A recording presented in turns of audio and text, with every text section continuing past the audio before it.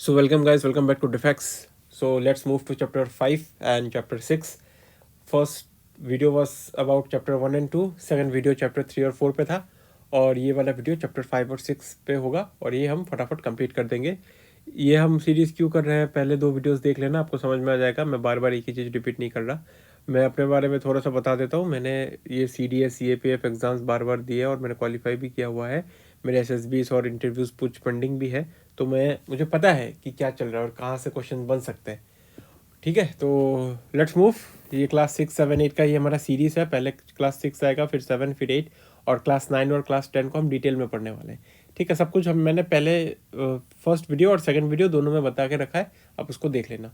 तो chapter 5 again format वही रहेगा, जो इम्पोर्टेंट है वही पढ़ाऊँगा, जो इम्पोर्टेंट नहीं है या फिर जो आगे आने वाले क्लासेस वाले बुक्स में अच्छे से पढ़ने वाले हैं उसे मैं अभी स्किप करने वाला हूँ।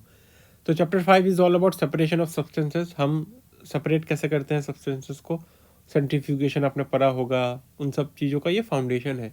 तो कुछ कुछ चीज़ें जो यहाँ पे दी गई है उसको आप स्ट्रेट अवे नोट कर दीजिएगा। जैसे अगर हमें बटर को सेपरेट करना है, butter is taken out by churning milk और कर्ड। ठीक है, तो यहाँ पे इंपॉर्टेंट जो कीवर्ड है that is churning. So butter को अगर हमें निकालना है तो वी हैव टू चर्न, है ना, CHURN, चर्न द मिल्क या फिर कर्ड। ठीक है, तो ये आपको फर्स्ट पॉइंट आपको ये नोट करना है। तो इस चैप्टर में हम यही पढ़ने वाले हैं कि अलग अलग जो सब्सटेंसेस होते हैं उसे हम सेपरेट कैसे कर सकते हैं। ठीक है, उसके बाद कुछ इंपॉर्टेंट नहीं है, फिर कुछ मेथड्स है उनको और उनके डिटेल्स को आपको अच्छे से पढ़ना होगा। जैसे ये जो हम पढ़ने वाले हैं मेथड्स ऑफ सेपरेशन, सबसे पहला मेथड है हैंड पिकिंग। अब हैंड पिकिंग में क्या होता है, देखो जो कीवर्ड है ना उसको पढ़ना होता है। कंफ्यूज करने से वो बहुत ज़्यादा कंफ्यूज कर सकते हैं ऑप्शंस में UPSC। तो यहाँ पे जो कीवर्ड है आप उसको याद रखना। हैंड पिकिंग हैंड पिकिंग आपको पता होता है ना कि जैसे वो आपने देखा होगा घर पे मम्मियाँ भी जैसे जब राइस वगैरह जब पकाने से पहले उसको सेपरेट करती है हाथ से, that is only hand picking. लेकिन जो इंपॉर्टेंट कीवर्ड है that is it is used for separating slightly larger sized impurities. ठीक है, like the pieces of dirt, stone and husk from the wheat, rice और पल्सेस। जो बड़े बड़े impurities होते हैं ना, जो साइज में बड़े होते हैं, जिनका साइज में डिफरेंस होता है, ये इंपॉर्टेंट है, वो तब हम हैंड पिकिंग यूज करते हैं। और quantity is not very large, ये दो इंपॉर्टेंट है। एक तो साइज में डिफरेंस होना चाहिए और क्वांटिटी जो होना चाहिए वो कम होना चाहिए, तब हम हैंड पिकिंग यूज कर सकते हैं। Like this complete. अब आप नोट कैसे बनाओगे, ये रहा आपका कॉपी, यहाँ पे आप लिखोगे hand picking, first point, second point, quantity is small and size difference, खत्म हो गया आपका नोट। नेक्स्ट जो है दैट इज थ्रेशिंग। ये जो देखा होगा आपने, जो आजकल तो मशीन आ गए हैं, जो धान होते हैं ना, धान को हार्वेस्ट करने के बाद ऐसा पीटते हैं ताकि उनसे जो स्टॉक्स होते हैं वो निकल जाए, तो वही है threshing. The process that is use to separate grain from the stalks, it's threshing. तो ये जब पीटेगा तो हाथ में इसके बस स्टॉक बचेगा और जो ग्रेन्स होंगे वो सारे यहाँ पे निकल जाएंगे, दैट इज कॉल्ड थ्रेशिंग। अभी तो मशीन भी यूज आने लगी है। ठीक है, next is winnowing. This is winnowing. यहाँ पे क्या होता है, जो इंपॉर्टेंट कीवर्ड है दैट इज लाइटर कंपोनेंट्स, यानी कि वेट में डिफरेंस जब होता है। हमने हैंड पिकिंग में देखा था साइज में डिफरेंस होना चाहिए, यहाँ पे वेट में। जैसे इस तरफ अगर हवा जा रही है तो ये महिला ये ऊपर से फेंकेगी, जो भारी वाले होंगे वो नीचे गिर जाएंगे और जो हल्के फल्के जो इम्प्यूरिटीज होंगे वो हवा के साथ बाहर गिरेंगे। ठीक है, थोड़ी दूर जाके गिरेंगे। तो this is called winnowing. It is use to separate heavier and lighter components of a mixture by wind या फिर बाय ब्लोइंग एयर। इस पर सवाल पहले भी आ चुके हैं, आगे भी आने वाले हैं। ठीक है, विनिंग खत्म। सीविंग बहुत इजी है, जैसे चाय की छन्नी होती है, ये कंस्ट्रक्शन में आपने देखा होगा, तो दैट इज ओनली सीविंग। तो इसमें कुछ समझाने लायक है नहीं। जो इंपॉर्टेंट कीवर्ड है, when components of a mixture have different sizes. यहाँ पे जरूरी नहीं कि 2 हो 3 हो, बहुत सारे साइजेस हो सकते हैं। ठीक, और जिसको हैंड पिक नहीं किया जा सक रहा है। ठीक है, तो तब हम सीविंग यूज कर सकते हैं। फिर इंपॉर्टेंट है सेडिमेंटेशन, डिकेंटेशन, फिल्ट्रेशन। देखो किसी को स्पीड ज़्यादा लग रहा होगा, पर मैंने पहले ही बताया हुआ है कि ये बहुत इजी टॉपिक्स है और इसको इतना ही समझना है।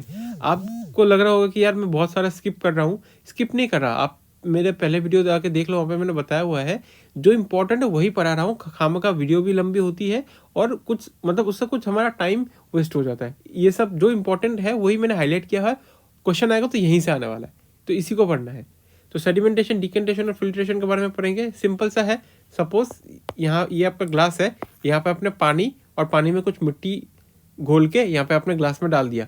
कुछ देर बाद क्या होगा, जो हैवी कंपोनेंट हो गए इस केस में मिट्टी जो होगी वो नीचे आ जाएगी और पानी जो होगा वो ऊपर चला जाएगा।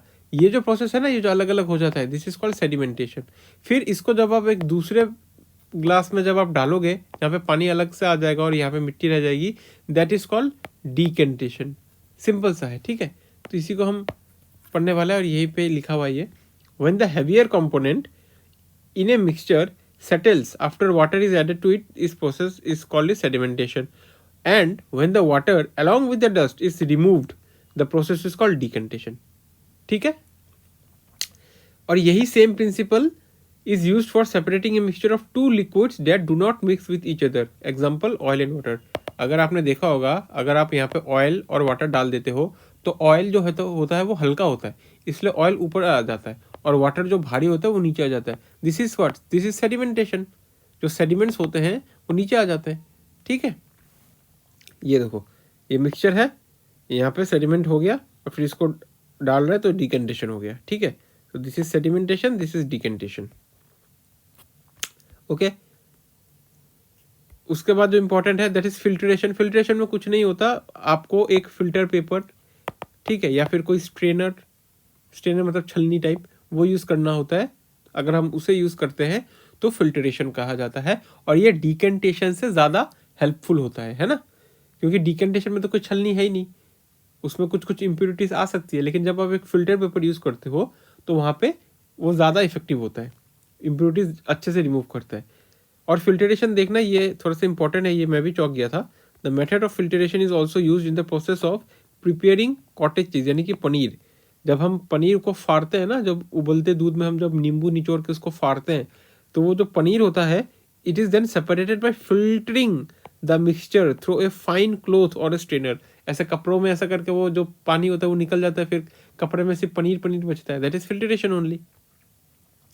उसके बाद इवापोरेशन है, this is very easy. Evaporation का बस आपको डेफिनेशन आपको पता है, the process of conversion of water into its vapour is called evaporation. जो भाप बनता है ना पानी से, दैट इज ओनली इवापोरेशन, ठीक है।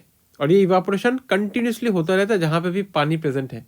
आप ये मत सोचिएगा कि बस मैं आग दूंगा तभी वो जो भाप निकलता है, जैसे इवापोरेशन नहीं। अगर पानी आपने किसी भी पतीले में, किसी ग्लास में रख के रखा है ना, तो वो इवापोरेट हल्का हल्का हो ही रहा है, ठीक है। जैसे कॉमन सॉल्ट वगैरह है ना, कॉमन सॉल्ट हम इससे आते हैं, ये क्लास 9 में भी आपको मिलेगा, इस वजह से मैंने यहाँ पे बहुत ज़्यादा नहीं पढ़ाया।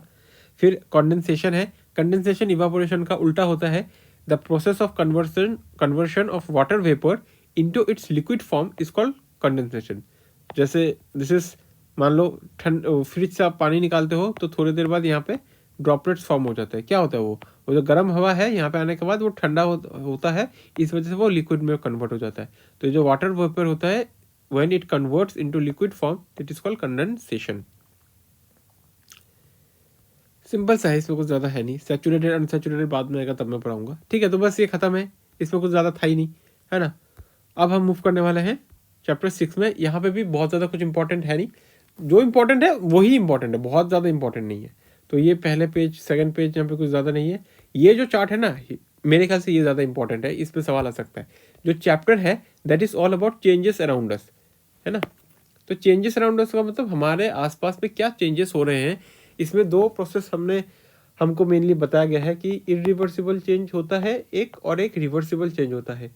रिवर्सिबल चेंजेस का मतलब क्या होता है, जो हम रिवर्स कर सकते हैं, है ना। जैसे मैंने एक रबड़ लिया, उसको खींचा तो ये लंबा हो गया, ये एक चेंज है। जैसे मैं इसको छोड़ूंगा, ये वापस से रबड़ अपने साइज में आ जाएगा, दैट इज रिवर्सिबल। लेकिन जो इरिवर्सिबल होता है वो हम चेंज नहीं कर सकते। अगर मैंने खाना पका दिया तो मैं फिर उसको कच्ची सब्जियां में रिवर्स नहीं कर सकता, दैट इज इरिवर्सिबल। तो ये पूरा चैप्टर उसी के ऊपर है, क्या इरिवर्सिबल है, क्या रिवर्सिबल है। लेकिन हमारे काम में बस ये चार्ट इंपॉर्टेंट है, क्यों? क्योंकि एमसीक्यू यहाँ से पूछा जा सकता है। कोई सा भी एक ऑप्शन दे देगा और वहाँ पे बोलेगा कि इज दिस इरिवर्सिबल या फिर इज दिस रिवर्सिबल, या फिर ऑप्शन डालेगा, वहाँ पे आपको 1 2 2 और 3 ये करना पड़ेगा, ठीक है। तो ये जो चार्ट था ये मैंने फिल कर दिया है, आप इसको कॉपी कर लेना। जैसे raw egg to boiled egg, क्या उसको रिवर्स कर सकते हो? नहीं। बैटर टू इडली, क्या उसको रिवर्स कर सकते हो? नहीं। इडली से बैटर कैसे बनेगा, है ना। बैटर मतलब अगर किसी को समझ नहीं आ रहा, वो जो बनता है जैसे आटे मतलब जिससे पकौड़ा बनता है, तो वो जो आप घोलते हो ना उसको बैटर बोलते हैं। Wet cloth to dry cloth, yes कर सकते हो, ये आप देख लेना, ठीक है, ये वाला आप देख लेना। उसके बाद कुछ ज़्यादा यहाँ पे इंपॉर्टेंट है नहीं, और बस इस चैप्टर में इतना ही था, ठीक है, खत्म हो गया। अब नेक्स्ट हम मूव करेंगे चैप्टर 7 पे, ठीक है। सो मिलते हैं अगली वीडियो पे। जय हिंद।